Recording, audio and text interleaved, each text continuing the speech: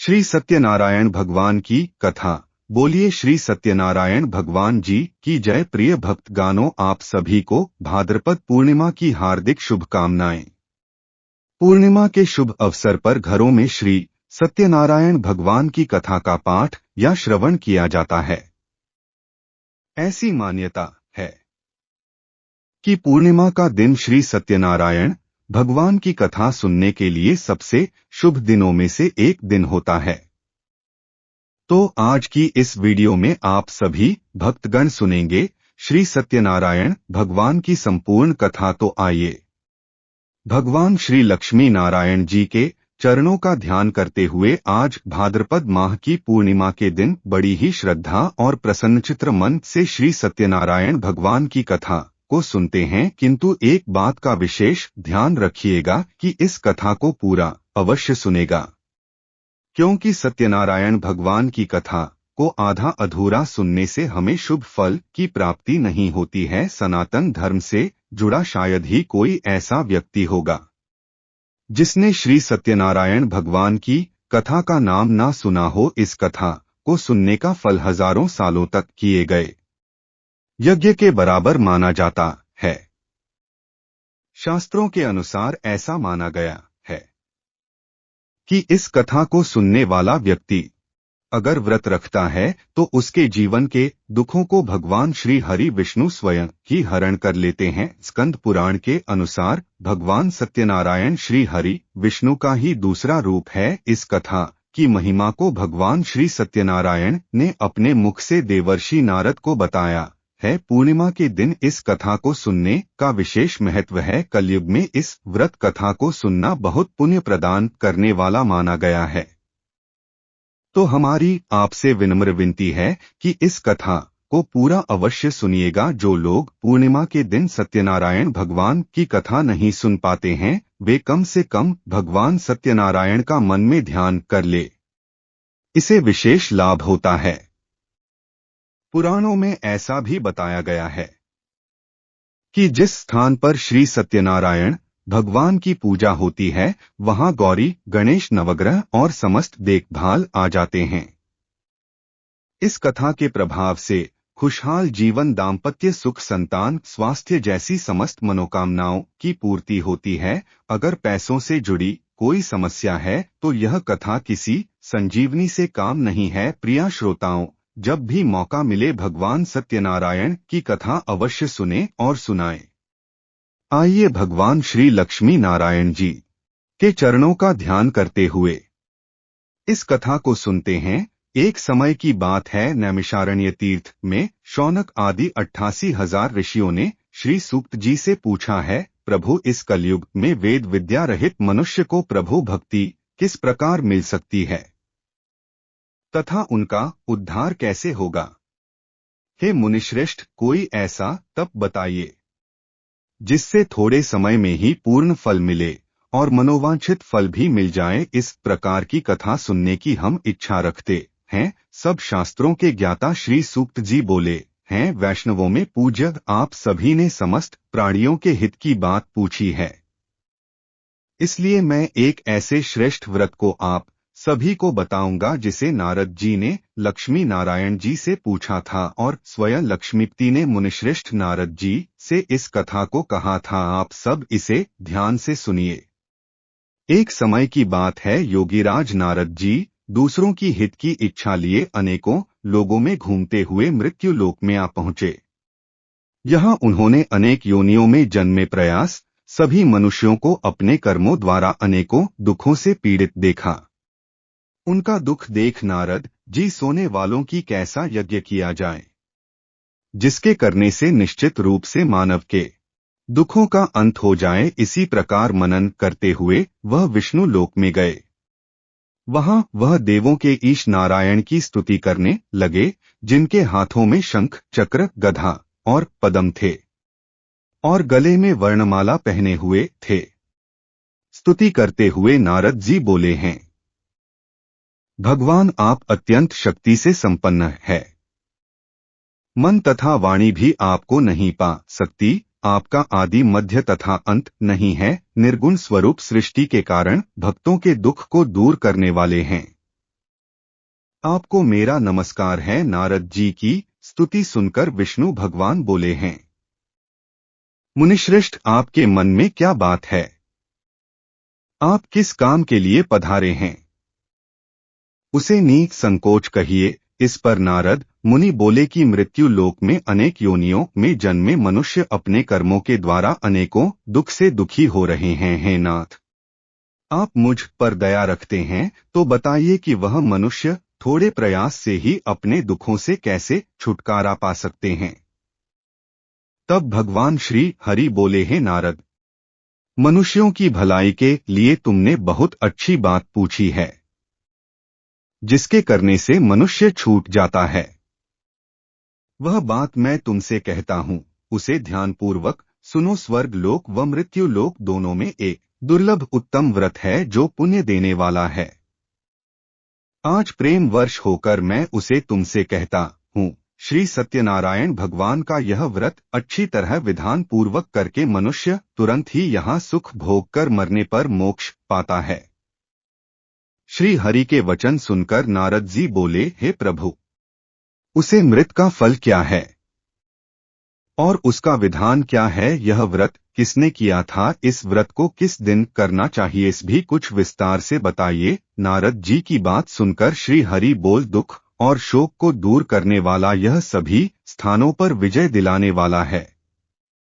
मानव को भक्ति और श्रद्धा के साथ शाम को श्री सत्यनारायण भगवान की पूजा धर्म परायण होकर ब्राह्मण व बांधुओं के साथ करनी चाहिए। भक्ति भाव से ही नैवेद्य केले का फल, दूध और गेहूं का आटा सवाया ले। गेहूं के स्थान पर साठी का आटा, शक्कर तथा गुड़ लेकर और सभी भक्षण योग्य पदार्थ को मिलाकर भगवान का भोग लगाएं। ब्राह्मण सहित बंधु बांधव को भी भोजन कराएं। उसके बाद स्वयं भोजन करें। भजन कीर्तन के साथ भगवान की भक्ति में लीन हो जाएं। इस तरह से सत्यनारायण भगवान का यह व्रत करने पर मनुष्य की सारी इच्छाएं निश्चित रूप से पूरी होती है। इस कलिकाल अर्थात कलयुग में मृत्यु लोक में मोक्ष का यही एक सरल उपाय बताया गया है। इस प्रकार से श्री सत्यनारायण व्रत कथा का प्रथम अध्याय संपूर्ण हुआ। आप लोग बड़ी श्रद्धा और प्रेम से बोलिए, श्री सत्यनारायण भगवान की जय। श्रोताओं, अब दूसरा अध्याय सुनिए। सूत जी बोले, हे ऋषियों, जिनसे सबसे पहले इस व्रत को किया था मैं उसका इतिहास कहता हूँ। इसे ध्यान से सुनो। सुंदर काशीपुरी नगरी में एक अत्यंत निर्धन ब्राह्मण रहता था। भूख प्यास से परेशान वह धरती पर घूमता रहता था। ब्राह्मणों से प्रेम करने वाले भगवान ने एक दिन ब्राह्मण का वेश धारण कर उसके पास जाकर पूछा है, नित्य दुखी होकर तुम पृथ्वी पर क्यों घूमते हो?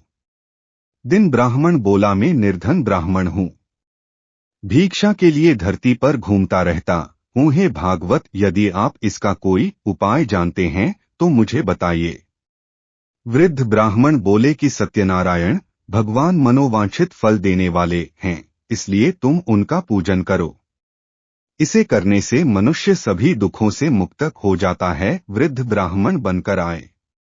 सत्यनारायण भगवान उस निर्धन ब्राह्मण को व्रत का सारा विधान बताकर अंतर्ध्यान हो गए। ब्राह्मण मन ही मन सोचने लगा कि जिस व्रत को वृद्ध ब्राह्मण करने को कह गया है, मैं उसे अवश्य करूंगा। यह निश्चय करने के बाद उसे रात में नींद नहीं आई। वह सवेरे उठकर श्री सत्यनारायण भगवान के व्रत का निश्चय कर भिक्षा के लिए चला गया। उसे दिन निर्धन ब्राह्मण को भिक्षा में बहुत धन मिला। उसने सत्यनारायण भगवान का व्रत संपन्न किया। भगवान सत्यनारायण का व्रत संपन्न करने के बाद वह निर्धन ब्राह्मण सभी दुखों से मुक्त हो गया और अनेक प्रकार की संपत्तियों से युक्त हो गया। इस समय से यह ब्राह्मण हर माह इस व्रत को करने लगा। इस तरह से सत्यनारायण भगवान के व्रत को जो मनुष्य करेगा, वह सभी प्रकार के पापों से छूटकर मोक्ष को प्राप्त होगा। जो मनुष्य इस व्रत को करेगा वह भी दुखों से मुक्त हो जाएगा। सूत जी बोले, इस तरह से नारद जी से नारायण जी का कहा, श्री सत्यनारायण व्रत को मैंने तुमसे कहा है विप्रो। मैं अब और क्या कहूँ, ऋषि बोले, हे मुनिवार, संसार में उस विप्र से सुनकर और जिसने इस व्रत को किया वह सब सुनो। एक समय वही विप्र धन और ऐश्वर्या के अनुसार अपने बंधु बांधवों के साथ ही सव्रत को करने को तैयार हुआ। इस समय एक लकड़ी बेचने वाला बूढ़ा आदमी आया और लकड़ियां बाहर रखकर अंदर ब्राह्मणों के घर में गया। यहाँ से दुखी लकड़हारा उन्हें व्रत करते देखा। प्रणाम कर पूछने लगा कि आप यह क्या कर रहे हैं तथा इसे करने से क्या फल मिलेगा, कृपया मुझे भी बताइए। ब्राह्मण ने कहा कि है राजन, सब मनोकामनाओं को पूरा करने वाला यह सत्यनारायण भगवान का व्रत है। इनकी कृपा से ही मेरे घर में धन धान्य आदि की वृद्धि हुई है। विप्र से सत्यनारायण व्रत के बारे में जानकर लकड़हारा बहुत प्रसन्न हुआ। चरणामृत लेकर वह प्रसाद खाने के बाद अपने घर गया। लकड़हारे ने अपने मन में संकल्प लिया कि आज लकड़ी बेचने से जो धन मिलेगा उसी से मैं श्री सत्यनारायण भगवान का उत्तम व्रत करूंगा। मन में इस विचार को लेकर बूढ़ा आदमी सर पर लड़कियां रखकर उसे नगर में बेचने गया, जहां धनी लोग ज्यादा रहते थे। उसे नगर में उसे अपनी लड़कियों का दाम पहले से 4 गुना अधिक मिला। बूढ़ा प्रसन्नता के साथ दाम लेकर केले, शक्कर, घी, दूध, दही और गेहूं का आटा लिया और सत्यनारायण भगवान के व्रत की अन्य सामग्रियां लेकर अपने घर गया। वहां उसने अपने बंधु बांधव को बुलाकर विधि विधान से सत्यनारायण भगवान का पूजन और व्रत किया। इस व्रत के प्रभाव से वह बूढ़ा लकड़हारा धन पुत्र आदि से युक्त होकर संसार के समस्त सुख भोगकर अंतकाल में बैकुंठ धाम चला गया। इसी प्रकार श्री सत्यनारायण व्रत कथा का दूसरा अध्याय संपूर्ण हुआ। आप लोग बड़े श्रद्धा और प्रेम से बोलिए, श्री सत्यनारायण भगवान की जय। प्रिय श्रोताओं, अब श्री सत्यनारायण कथा का तीसरा अध्याय सुनिए। सूत जी बोले, हे श्रेष्ठ मुनियों, अब आगे की कथा कहता हूँ, उसे ध्यानपूर्वक सुनिए। प्राचीन काल में कुल का मुख्य नाम का एक बुद्धिमान राजा था। वह सत्यवक्ता और जितेंद्र था। प्रतिदिन देवस्थानों पर जाता और निर्धनों को धन देकर उनके कष्ट दूर करता था। उसकी पत्नी कमल के समान मुख वाली तथा सती सावित्री थी। भद्र शलाला नदी के तट पर उन दोनों ने श्री सत्यनारायण भगवान का व्रत किया। उसी समय साधु नाम का एक वैश्य आया। उसके पास व्यापार करने के लिए बहुत सा धन भी था। राजा को व्रत करते देखकर वह विनय के साथ पूछने लगा, हे राजन, भक्ति भाव से पूर्ण होकर आप यह क्या कर रहे हैं? मैं सुनने की इच्छा रखता हूँ, इसलिए आप मुझे बताने का कष्ट करें। राजा बोला है, साधु अपने बंधु बांधव के साथ पुत्र आदि की प्राप्ति के लिए एक महाशक्तिशाली श्री सत्यनारायण भगवान का व्रत और पूजन कर रहा हूँ। राजा के वचन सुन साधु आदर से बोला, हे राजन, मुझसे इस व्रत का सारा विधान कहिए। आपके कथनानुसार मैं इस व्रत को करूंगा। मेरी भी संतान नहीं है और इस व्रत को करने से निश्चित रूप से मुझे संतान की प्राप्ति होगी। राजा से व्रत का सारा विधान सुनकर व्यापार से निवृत्त होकर वह अपने घर गया। साधु वैश्य ने अपनी पत्नी को संतान देने वाले इस व्रत का वर्णन का सुनाया और कहा, जब मेरी संतान होगी तब मैं भी इस व्रत को अवश्य करूंगा। साधु ने इस तरह के वचन अपनी पत्नी लीलावती से कहे। एक दिन लीलावती पति के साथ आनंदित हो सांसारिक धर्म में प्रवृत्त होकर श्री सत्यनारायण भगवान की कृपा से गर्भवती हो गई। 10वें महीने में उसके गर्भ से एक सुंदर कन्या ने जन्म लिया। दिनों दिन वह ऐसे बढ़ने लगी जैसे शुक्ल पक्ष का चंद्रमा बढ़ता है। माता पिता ने अपनी कन्या का नाम कलावती रखा। एक दिन लीलावती ने मीठे शब्दों में अपने पति को याद दिलाया कि आपने सत्यनारायण भगवान के जी व्रत को करने का संकल्प किया था, उसे करने का समय आ गया है। साधु बोला, हे प्रिय, इस व्रत को मैं उसके विवाह पर करूंगा। इस प्रकार अपनी पत्नी को आश्वासन देकर वह नगर को चला गया। कुछ वर्षों के तत्पश्चात कलावती शादी के योग्य हो गई। साधु ने एक बार नगर में अपनी कन्या को सखियों के साथ देखा तो तुरंत ही पुरोहित को बुलाया और कहा, मेरी कन्या के लिए योग्य वर देखकर आओ। साधु की बात सुनकर पुरोहित कंचन नगर में पहुंचा और वहां देखभाल कर लड़की के लिए सुयोग्य वर ढूंढा। साधु ने बंधु बांधव को भुलाकर अपनी पुत्री का विवाह कर दिया। लेकिन दुर्भाग्य की बात यह थी कि साधु ने अभी भी श्री सत्यनारायण भगवान का व्रत नहीं किया। इस पर श्री सत्यनारायण भगवान क्रोधित हो गए और श्राप दिया कि साधु को अत्यधिक दुख मिले। अपने कार्य में कुशल साधु बनिया जमाई को लेकर समुद्र के पास स्थित रत्नापुर नगर में गया। वहां जाकर ससुर दामाद दोनों मिलकर चंद्रकेतु नामक राजा के नगर में व्यापार करने लगे। एक दिन भगवान श्री सत्यनारायण की माया से एक चोर राजा का धन चुराकर भाग रहा था। उसने राजा के सिपाहियों को अपना पीछा करते देखा। चुराया हुआ धन वहां रख दिया जहां साधु अपने जमाई के साथ तेरा हुआ था। राजा के सिपाहियों ने साधु वैश्य के पास राजा का धन पड़ा देखा तो ससुर जमाई दोनों को बांधकर प्रसन्नता से राजा के पास ले गए और कहा, महाराज, हम दोनों चोरों को पकड़ लाए हैं, आप आगे की कार्रवाई की आज्ञा दें। राजा की आज्ञा से उन दोनों को कारावास में डाल दिया गया और उनका सारा धन भी उनसे छीन लिया गया। श्री सत्यनारायण भगवान के श्राप से साधु की पत्नी भी बहुत दुखी हुई। घर में जो धन रखा था उसे चोर चुरा ले गए। शारीरिक तथा मानसिक पीड़ा व भूख प्यास से आती दुखी होकर कलावती एक ब्राह्मण के घर गई। वहां उसने श्री सत्यनारायण भगवान का व्रत होते देखा और कथा भी सुनी। वह प्रसाद ग्रहण कर रात को घर वापस आई। माता ने कलावती से पूछा है, पुत्री, अब तक तुम कहाँ थी? तेरे मन में क्या है? कलावती ने अपनी माता से कहा है, माता, मैंने एक ब्राह्मण के घर में श्री सत्यनारायण भगवान का व्रत अनुष्ठान होते देखा है। कन्या के वचन सुनकर लीलावती भगवान के पूजन की तैयारी करने लगी। लीलावती ने परिवार व बंधुओं सहित सत्यनारायण भगवान का पूजन किया और उनसे वर मांगा कि है प्रभु, मेरे पति तथा जमाई शीघ्र घर आ जाए। साथ ही यह भी प्रार्थना की कि हम सबका अपराध भगवान क्षमा करें। श्री सत्यनारायण भगवान इस व्रत से संतुष्ट हो गए और राजा चंद्रकेतु को सपने में दर्शन देकर कहा, है राजन, तुम उन दोनों वैश्य को छोड़ दो और तुमने उनका जो धन लिया है उसे भी वापस कर दो। अगर ऐसा नहीं किया तो मैं तुम्हारा धनराज्य और संतान सभी को नष्ट कर दूंगा। राजा को यह सब का कर सत्यनारायण भगवान अंतर्ध्यान हो गए। प्रातःकाल सभा में राजा ने अपना सपना सुनाया। फिर बोले, पुत्रों को कैसे मुक्त कर सभा में लो। दोनों ने आते ही राजा को प्रणाम किया। राजा अत्यंत मधुर वाणी में बोला है, महानुभावों, दुर्भाग्य से ऐसा कठिन दुख तुम्हें प्राप्त हुआ है, लेकिन अब तुम्हें कोई भय नहीं है। ऐसा कहकर राजा ने उन दोनों को नए वस्त्र और आभूषण पहनाए और जितना धन उनका लिया था उससे दोगुना धन वापस कर दिया। दोनों वैश्य अपने घर को चल दिए। इस प्रकार से श्री सत्यनारायण व्रत कथा का तीसरा अध्याय यहीं पर संपूर्ण हुआ। बड़े श्रद्धा और प्रेम से बोलिए श्री सत्यनारायण भगवान की जय।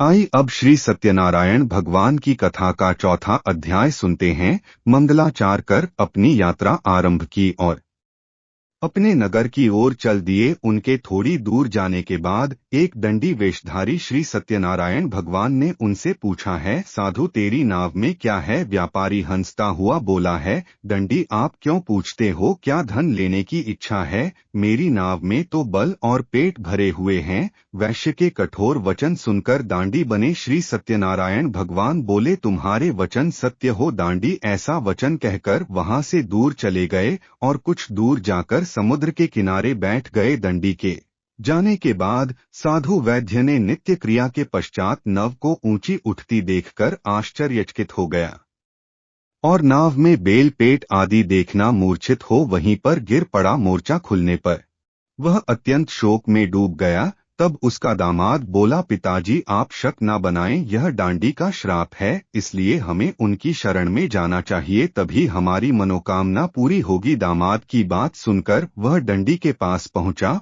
और अत्यंत विनम्रता एवं भक्ति भाव से प्रणाम करके बोला है, महाराज, मैंने आपसे जो सत्य वचन कहे थे उनके लिए मुझे क्षमा कर दीजिए। ऐसा सुनकर महान अशोक दूर होकर दांडी भगवान बोले हैं, वनिक पुत्र, मेरी आज्ञा से बार बार तुम्हें दुख प्राप्त हुआ है क्योंकि तुम मेरी पूजा से विमुख हुए। साधु बोला है, प्रभु, आपकी माया से ब्रह्मा आदि देवता भी आपके रूप को नहीं जानते प्रभु, मैं तो अज्ञानी हूँ, कैसे जान सकता हूँ। आप प्रसन्न होइए, अब मैं अपनी सामर्थ्य के अनुसार आपकी पूजा करूँगा। हे प्रभु मेरी रक्षा कीजिए और पहले के समान नौका में धनधान्य भर दीजिए। साधु वैश्य के भक्ति पूर्ण वचन सुनकर भगवान प्रसन्न हो गए और उसकी इच्छा अनुसार वरदान देकर अंतर ध्यान हो गए। ससुर जमाई जब लौटे तो नव धन से भरी हुई थी। फिर वही अपने अन्य साथियों के साथ श्री सत्यनारायण भगवान का पूजन कर अपने नगर को चल दिए। जब नगर के नजदीक पहुंचे तो दूध को घर पर खबर करने के लिए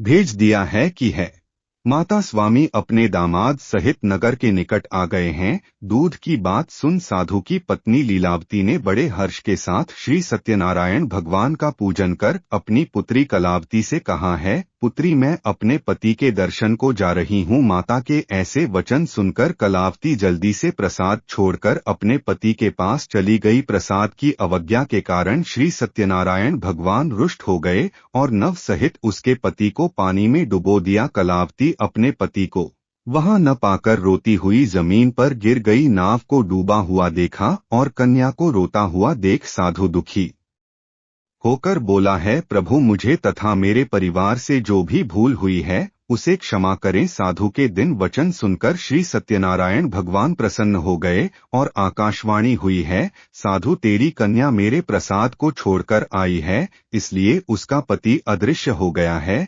यदि वह घर जाकर प्रसाद खाकर लौटी है तो उसे इसका पति अवश्य मिलेगा। ऐसी आकाशवाणी सुनकर कलावती घर पहुंचकर प्रसाद ग्रहण करती है और फिर आकर अपने पति के दर्शन करती है। इसके बाद साधु अपने बंदोबस्त श्री सत्यनारायण भगवान का विधि विधान से पूजन करता है। इस लोक का सुख भोगने के बाद अंत में स्वर्ग जाता है। इस प्रकार से श्री सत्यनारायण भगवान व्रत कथा का चतुर्थ अध्याय संपूर्ण हुआ। बड़े ही श्रद्धा और प्रेम से बोलिए श्रीमान नारायण नारायण हरि हरि भजमन नारायण नारायण हरि हरि बोलिए श्री सत्यनारायण भगवान की जय। लिए अब श्री सत्यनारायण भगवान की कथा का 5वां अध्याय सुनते हैं। ऋषियों में और भी एक कथा सुनाता हूँ, उसे भी ध्यानपूर्वक सुनो। प्रजापालन में कीन डंग ध्वज नाम का एक राजा था। उसने भी भगवान का प्रसाद त्याग कर बहुत दुख सहन किया। एक बार वन में जाकर वन्य पशुओं को मारकर वह शब्द के पेड़ के नीचे आया। वहां उसने ग्वालों को भक्ति भाव से अपने बांधों सहित सत्यनारायण भगवान का पूजन करते देखा। अभियान वर्ष राजा ने उन्हें देखकर भी पूजा स्थल पर नहीं गया और नहीं उसने भगवान को नमस्कार किया। वालों ने राजा को प्रसाद दिया लेकिन उसने वहां प्रसाद नहीं खाया और प्रसाद को वहीं छोड़कर अपने नगर को चला गया। जब वह नगर में पहुंचा तो वहां सब कुछ तहस-नहस हो चुका था। वह राजा शीघ्र ही समझ गया कि यह सब भगवान ने ही किया है। वह दोबारा ग्वालों के पास पहुंचा और विधिपूर्वक पूजा करके प्रसाद खाया तो श्री सत्यनारायण भगवान की कृपा से सब कुछ पहले जैसा हो गया। दीर्घकाल तक सुख भोगने के बाद मरणोपरांत उसे स्वर्ग लोक की प्राप्ति हुई। जो मनुष्य परम दुर्लभ इस व्रत को करेगा अथवा सुनेगा, भगवान श्री सत्यनारायण की अनुकंपा से उसे धनधान्य की प्राप्ति होगी। सत्यनारायण भगवान की कृपा से निधन धनी हो जाता है और दुर्बल बलवान हो जाता है। संतानहीन मनुष्य को संतान सुख मिलता है और सारे मनोरथ पूर्ण होने पर मानव अधिकार में बैकुंठ धाम को जाता है। सूची बोले, जिन्होंने पहले इस व्रत को किया है अब उनके दूसरे जन्म की कथा कहता हूँ, उसे ध्यान पूर्वक सुनो। वृद्ध सतानंद ब्राह्मण ने सुदामा का जन्म लेकर मोक्ष की प्राप्ति की। लकड़हारे ने अगले जन्म में निषाद बनाकर मोक्ष प्राप्त किया। उनका मुख नाम का राजा दशरथ होकर बैकुंठ खो गए। साधु नाम के वैद्य ने मोरध्वज बनाकर अपने पुत्र को आर्य से क्या कर मोक्ष पाया। महाराष्ट्र में स्वयंभू होकर भगवान में भक्ति युक्त कर्म करके मोक्ष पाया। इस प्रकार श्री सत्यनारायण व्रत कथा का 5वां अध्याय संपूर्ण हुआ। बड़ी ही श्रद्धा और प्रेम से बोलिए श्री सत्यनारायण भगवान की जय। नारायण भगवान की आरती सुनते हैं। जय श्री लक्ष्मी रामना स्वामी। जय लक्ष्मी रामना सत्यनारायण स्वामी। सत्यनारायण स्वामी जनपद हरण। ओम जय लक्ष्मी रामना रत्न सिंहासन। अद्भुत छविराज स्वामी। अद्भुत छविराज निरंतर घंटा ध्वनि।